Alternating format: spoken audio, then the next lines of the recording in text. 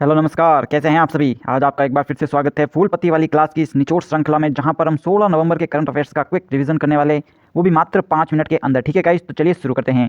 पहला क्वेश्चन है, किस राज्य की रहने वाली 20 वर्षीय अदिति माहेश्वरी हाल ही में एक दिन के लिए भारत की ब्रिटिश उच्चायुक्त के रूप में बनी है। तो इसका आंसर हो जाएगा राजस्थान। यानी राजस्थान की जो निवासी है अदिति माहेश्वरी, जिनकी उम्र 20 वर्ष है, उन्हें हाल ही में भारत की ब्रिटिश उच्चायुक्त बनाया गया है। ठीक है गाइस, तो आप राजस्थान इसका ऑप्शन याद रखिएगा। बढ़ते हैं सेकंड क्वेश्चन की ओर। तो विश्व चैंपियनशिप में रजत पदक जीतने वाली देश की पहली महिला पहलवान कौन बन गई है। तो ज्यादातर लोग फेमस नाम की ओर जाते हैं, लेकिन गाइस इसका आंसर होगा अंशु मलिक। विश्व चैंपियनशिप में रजत पदक जीतने वाली ये पहली महिला पहलवान बन गई है अंशु मलिक। ठीक है गाइस, तो इसका ऑप्शन ये जरूर से आप याद रखिएगा। बढ़ते हैं थर्ड क्वेश्चन की ओर। किस राज्य सरकार ने भारत का पहला ई फिश मार्केट फिश वाले लॉन्च किया है। तो गाइस इसका आंसर हो जाएगा असम। यानी असम की जो राज्य सरकार है उसने फिश वाले एक प्लेटफॉर्म लॉन्च किया है। ठीक है गाइस, जिसका प्रमुख उद्देश्य यही होगा कि जो मछुआरे हैं उनकी मछलियों को आसानी से बेचा जा सके, इसलिए उन्होंने एक फिश वाले प्लेटफॉर्म लॉन्च किया है। ठीक है गाइस, बढ़ते हैं सेवंथ क्वेश्चन की ओर। केंद्र सरकार ने आत्मनिर्भर भारत के विजन को पूरा करते हुए कितने पीएम मित्र पार्क स्थापित करने की मंजूरी दी है। यानी पीएम मित्र पार्क कितने बनेंगे। तो गाइस 7 पीएम मित्र पार्क बनेंगे। ठीक है, बढ़ते हैं फिफ्थ क्वेश्चन की ओर। 13 नवंबर 2021 को किस राज्य ने केसर ए हिंद नामक एक तितली को राज्य तितली के रूप में मंजूरी दी है। तो गाइस इसका आंसर हो जाएगा अरुणाचल प्रदेश।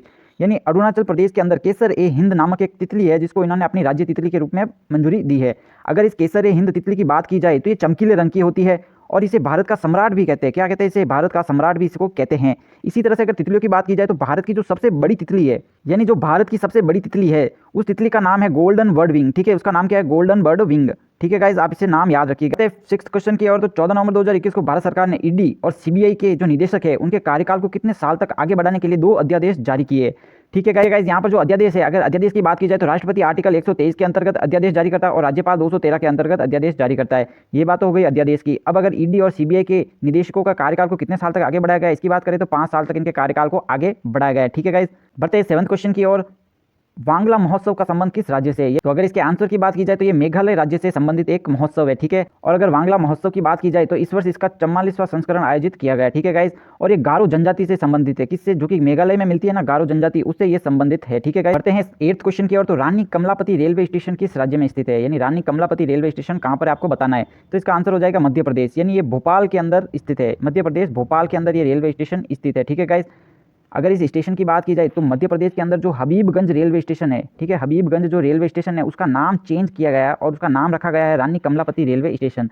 तो यहाँ पर हबीबगंज रेलवे स्टेशन का नाम चेंज करके रानी कमलापति रेलवे स्टेशन कर दिया गया। ठीक है गाइस, बढ़ते हैं 9th क्वेश्चन की ओर। तो हाल ही में किस भारतीय को अंतर्राष्ट्रीय विधि आयोग में चुना गया है। अगर सबसे पहले विधि आयोग की बात करें तो इसकी स्थापना 1947 के अंदर हुई थी और इसमें 34 सदस्य इसमें शामिल है। ठीक है गाइस, और अगर इसके मुख्यालय की अगर बात की जाए तो इसका मुख्यालय है जिनेवा के अंदर, जो कि स्विट्जरलैंड में है, और इसी जिनेवा में WTO और WHO का मुख्यालय भी स्थित। और अगर गाइस विधि आयोग के सदस्यों की बात की जाए तो इनको नियुक्त कौन करता है। तो संयुक्त राष्ट्र जो महासभा है वो इनको नियुक्ति देती है। यानी जो संयुक्त राष्ट्रीय महासभा है वो इनको नियुक्ति देती है। ठीक है गाइस, आप याद रखिएगा। तो अब किस भारतीय को अंतर्राष्ट्रीय विधि आयोग में चुना गया है। तो इसका आंसर हो जाएगा प्रोफेसर विमल पटेल। तो गाइस प्रोफेसर जो विमल पटेल है उनको विधि आयोग के लिए हाल ही में चुना गया है। कहते हैं 10th क्वेश्चन की ओर। तो हाल ही में किसने दुनिया का पहला merchant share holding program launch किया है। तो अगर मर्चेंट शेयर होल्डिंग प्रोग्राम की बात की जाए तो इसको भारत पे ने हाल ही में लॉन्च किया है। ठीक है गाइस, भारत पे इसमें शामिल हो चुका है। और अगर भारत पे की बात की जाए तो ये विश्व का पहला ऐसा प्लेटफॉर्म बन गया है जिसने शेयर होल्डिंग प्रोग्राम को लॉन्च किया है। ठीक है गाइस, तो हैं 11th क्वेश्चन की ओर। तो हाल ही में USA, UAE, बहरीन, इजराइल ने अपना पहला संयुक्त नौसेना अभियान कहाँ पर शुरू किया है। तो गाइस अगर इसके आंसर की बात की जाए तो जो USA यानी अमेरिका, UAE, बहरीन और इजराइल, इन चारों ने मिलकर अपना नौसेना अभ्यास लाल सागर में शुरू किया है। ठीक है गाइस, तो इसका आंसर लाल सागर हो जाएगा और ये इन चारों का पहला संयुक्त नौसैनिक अभ्यास भी है। ठीक है, तो 5 नवंबर 2021 को बाबा साहब पुरंदरे का निधन हो गया है। उन्हें कब पद्म विभूषण से सम्मानित किया गया है। ठीक है, तो सबसे पहले अगर बाबा साहब पुरंदरे की बात की जाए तो इनका संबंध इतिहास से है। यानी एक प्रसिद्ध इतिहासकार है। ठीक है, आप इनका संबंध जरूर से याद रखिए कि एक प्रसिद्ध इतिहासकार है और इनका निधन 99 वर्ष की उम्र में हो चुका है। और अगर इनको पद्म विभूषण की बात की जाए तो इनको पद्म विभूषण 2019 में मिला था। तो गाइस ये काफी ज्यादा इंपॉर्टेंट बन जाता है क्योंकि हाल ही में यानी 2019 में ही इनको पद्म विभूषण मिला था और आज इनका 99 वर्ष की उम्र में इनका निधन हो चुका है। बाबा साहब पुरंदरे की बात की जाए तो इन्होंने एक नाटक भी लिखा था। इनके नाटक का नाम क्या था। तो इनके नाटक का नाम था जनता राजा, जो कि काफी इंपॉर्टेंट है, एग्जाम में पूछा जा सकता है कि बाबा साहब पुरंदरे ने कौन सा नाटक लिखा। तो जनता राजा इनका नाटक है। ठीक है, कहते हैं 13th क्वेश्चन की ओर। ICC पुरुष T20 विश्व कप 2021 का खिताब किसने जीता। तो अगर इसके विनर की बात की जाए तो ऑस्ट्रेलिया ने T20 वर्ल्ड कप को हाल ही में जीत लिया है और ऑस्ट्रेलिया ने न्यूजीलैंड को हराकर इसे जीता है। ठीक है गाइस, T20 विश्व कप की तो इसकी शुरुआत 2007 के अंदर हुई थी। तो पहला T20 वर्ल्ड कप किसने जीता था। तो भारत ने 2007 में पहला T20 वर्ल्ड कप जीता था। ठीक है, ये भी इंपॉर्टेंट हो जाता है। फाइनल ऑस्ट्रेलिया और न्यूजीलैंड के बीच में हो गया।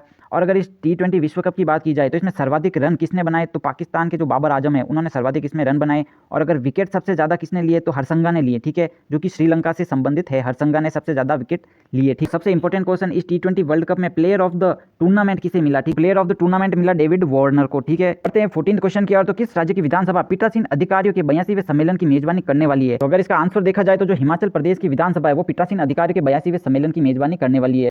और अगर इस सम्मेलन की बात की जाए तो ये 16 से 19 नवंबर 2021 के बीच में होने वाला है। बढ़ते हैं 15 क्वेश्चन की ओर। तो किस देश ने 87 प्रकाशकों के साथ शारजा अंतर्राष्ट्रीय पुस्तक मेला 2021 में अंतर्राष्ट्रीय भागीदारी की है? तो ऐसा करने वाला देश है अपना भारत, ठीक है गाइस, आप इसका आंसर जरूर से याद रखिएगा। 16 क्वेश्चन है, भारत और किस देश के बीच रक्षा प्रौद्योगिकी सहयोग के उद्देश्य से हाल ही में वर्चुअल बैठक संपन्न हुई है? तो इसका आंसर हो जाएगा अमेरिका। यानी जो भारत है और अमेरिका, इन दोनों के बीच में एक वर्चुअल बैठक हुई है ताकि ये दोनों देश अपनी रक्षा प्रौद्योगिकी में एक दूसरे का सहयोग कर सके। बढ़ते हैं अगले क्वेश्चन की ओर। 17 क्वेश्चन है, प्रतिवर्ष अंतर्राष्ट्रीय सहिष्णुता दिवस कब मनाया जाता है? तो अगर अंतर्राष्ट्रीय सहिष्णुता दिवस की अगर बात की जाए तो ये प्रतिवर्ष 16 नवंबर को मनाया जाता है। 18 क्वेश्चन है, हसी कला यानी हेज आर्ट चर्चा में इस कला का संबंध किस राज्य से है? तो ये कर्नाटक की एक प्रसिद्ध कला है, ठीक है गाइस। 19 क्वेश्चन है, भारत के अंतर्राष्ट्रीय फिल्म महोत्सव का 52वां संस्करण गोवा में कब से कब तक आयोजित होने वाला है? तो अगर अंतर्राष्ट्रीय फिल्म महोत्सव की बात की जाए तो इसका हाल ही में 52वां संस्करण आयोजित होने वाला है, ठीक है गाइस, जो कि गोवा के अंदर आयोजित होगा। और अगर इसकी बात की जाए तो इस वर्ष ये कोविड-19 की वजह से ऑनलाइन आयोजित होगा। और डेट की बात की जाए तो 20 से 28 नवंबर 2021 के बीच में इसका आयोजन किया जाएगा। 20 क्वेश्चन है, राष्ट्रीय मिर्गी दिवस कब मनाया जाता है? तो राष्ट्रीय मिर्गी दिवस की अगर बात की जाए तो ये प्रतिवर्ष 17 नवंबर को मनाया जाता है। तो अगर मिर्गी के रोग की अगर बात की जाए तो ये एक न्यूरोलॉजिकल डिसऑर्डर है, ठीक है गाइस, जिसमें दिमाग में कुछ असामान्य तरंगें पैदा होती है। तो इस तरह से आज हमारे 20 करंट अफेयर्स के क्वेश्चन 16 नवंबर के अपन ने क्विक रिवीजन इनका फटाफट रिवीजन कर लिया है। तो इसी तरह से अगर आप फुलपति वाले क्लास के करंट अफेयर्स का और कुछ और अन्य एक्स्ट्रा करंट अफेयर्स का रिवीजन करना चाहते हैं तो आप हमारे चैनल डीबीएस क्लासेस को सब्सक्राइब कर लीजिए और आप हमारे टेलीग्राम ग्रुप से भी जुड़ सकते हैं। मिलते हैं कल की क्लास में इसी तरह के फटाफट रिवीजन के साथ। बाय।